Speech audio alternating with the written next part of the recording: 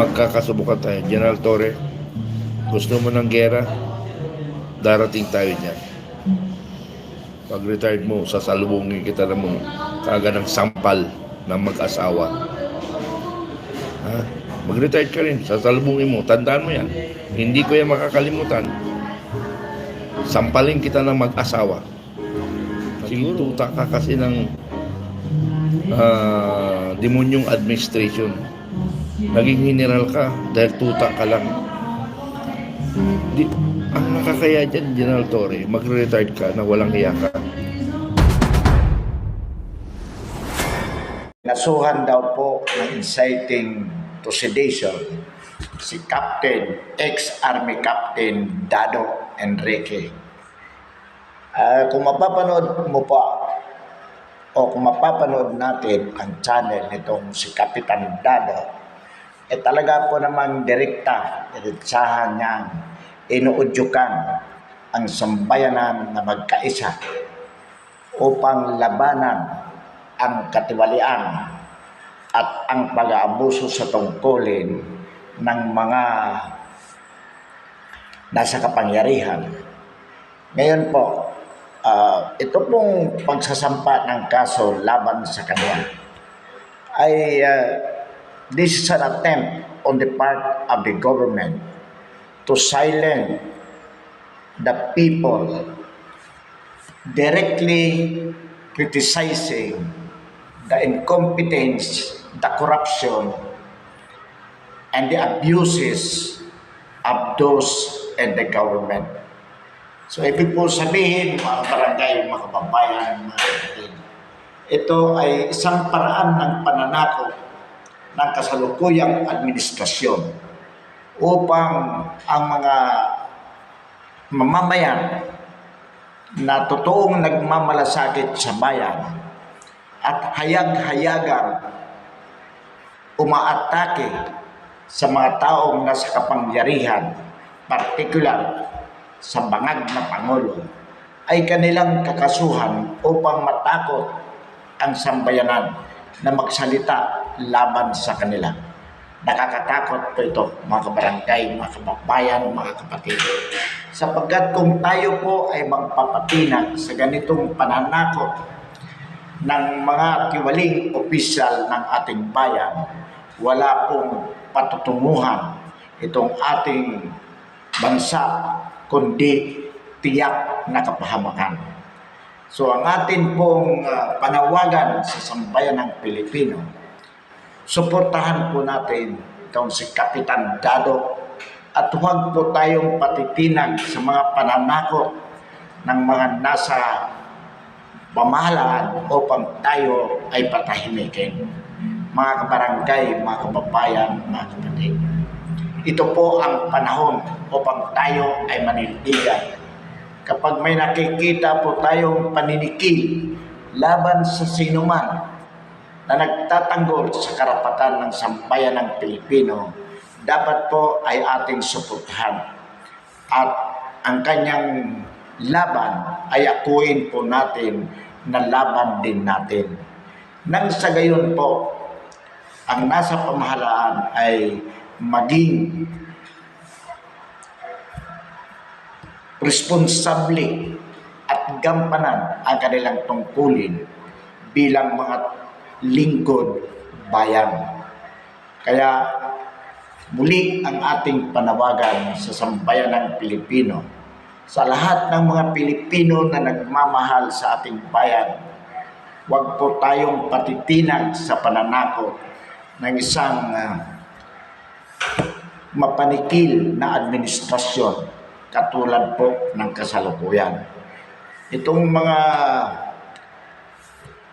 pulis katulad ni Brigadier General Torre na siyang nagsampa po ng kaso laban kay Kapitan Dado, nagpapakita lang po na siya ay talagang berdugo ng kasalukuyang administrasyon upang sikilin ang lahat ng mga paglaban o pag-criticize sa kasalukuyang pamahalaan. Actually po, itong si General Torre, ito po ang sumalakay sa KOJC compound sa Davao City. Nagpapakita lang po na itong taong ito ay talagang bayaran, berdugo ng kasalukuyang pamahalaan. Hindi po natin dapat ito katakutan. Dapat po ito ay sumpain. Dapat po itong taong ito, siya po ang dapat kasuhan sa kanilang pagmamalabis sa tungkulin. Karapatan ng bawat Pilipino na ipaglaban ang kapakanan ng bayan.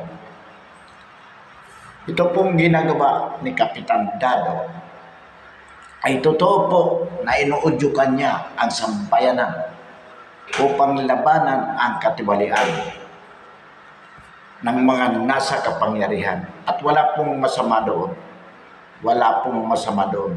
It is our right to tell the people to stand and fight against the corrupt, the abusive, and the incompetent public officials. Tayo po ay nasa demokrasya.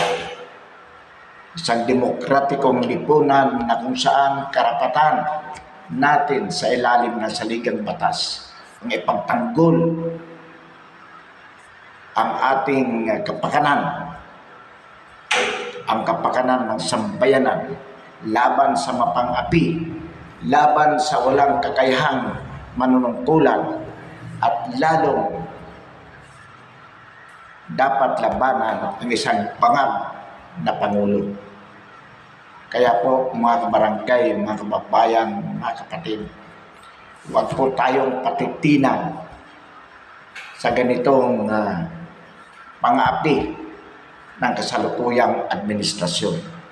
Nananawagan po tayo sa mga vloggers na nagtatanggol, totoong nagtatanggol sa sambayan ng Pilipino, na kailangan po suportahan natin ang laban ni Kapitan Dado, sapagkat ang kanyang laban ay laban po ng lahat ng nagmamahal sa sambayan ng Pilipino. Huwag po tayong patatakot, sapagkat ang gagawin po ng nasa pamahalaan, lahat ng lumalaban sa kanila ay kanila pong gigipitin. Babayaran nila kung ikaw ay magpapabayad. Kung hindi naman, ikaw po ay kakasuhan nang sa gayon mapilitan kang manahimik na lamang at pabayaan sila sa kanilang ginagawang katiwalian laban sa sambayan ng Pilipino. Ito pong ganitong paninikil ay naranasan din po natin noong panahon ng martial law, noong Pangulo, na ang Pangulo ay ang tatay ng kasalukuyang Pangulo na si Ferdinand Marcos Sr. Mas matindi po ang ginawa noon, sapagkat dinudukot ng mga military ang lumalaban, at yun po ay nagtapos o it culminated into the killing of Ninoy Aquino, who was at the time considered to be the symbol against the fight or against the symbol against martial law. So ngayon po, papunta na rin po ang direksyon ng kanyang anak na si Ferdinand Marcos Jr. At dahil po sa pera, sa pamamagitan ni Lisa Araneta Marcos na siyang tunay na nagmamaniobra sa Malacanang, kanila pong sinusuhulan, lalong-lalo na po itong mga pulis na kaya nilang suhulan, katulad po ni Marbil, Chief of the PNP, itong Setore na Chief ng DICG. So, kanila pong kakasuhan isa-isa itong mga vloggers na lumalaban sa gobyerno. kanilang hahayaan itong mga bayarang vloggers na kumikita na walang ginagawa kundi purihin ang Pangulo at ang mga opisyalis ng ating pamahalaan na ang ginagawa po ay kabaliktaran sa kanilang sinasabi. Ang sabi nga po natin, this is the government of lies. Panay po kasinungalingan. Sinasabing ito ang ginawa, pero sa katotohanan wala naman pong nagawa.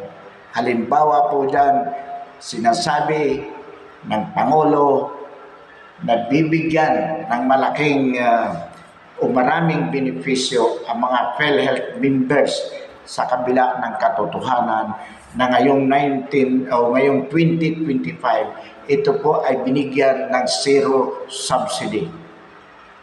So sinasabi niya na magkakaroon ng dagdag na benepisyo in terms of health services, 50%. Paano po magagawa ng PhilHealth yan kung walang pera? Ang sinasabi nila kasi malaki, mayroong 50 billion o 500 billion reserve funds ang PhilHealth na hindi pa ito nagagamit. Kaya hindi kailangan ito ang subsidy galing sa pamahalaan. Ngunit ayon po sa balita, nagrereklamo ang mga private hospitals na accredited ng PhilHealth sapagkat sa kabuuan ang utang ng PhilHealth sa kanila ay nasa 1.5 trillion.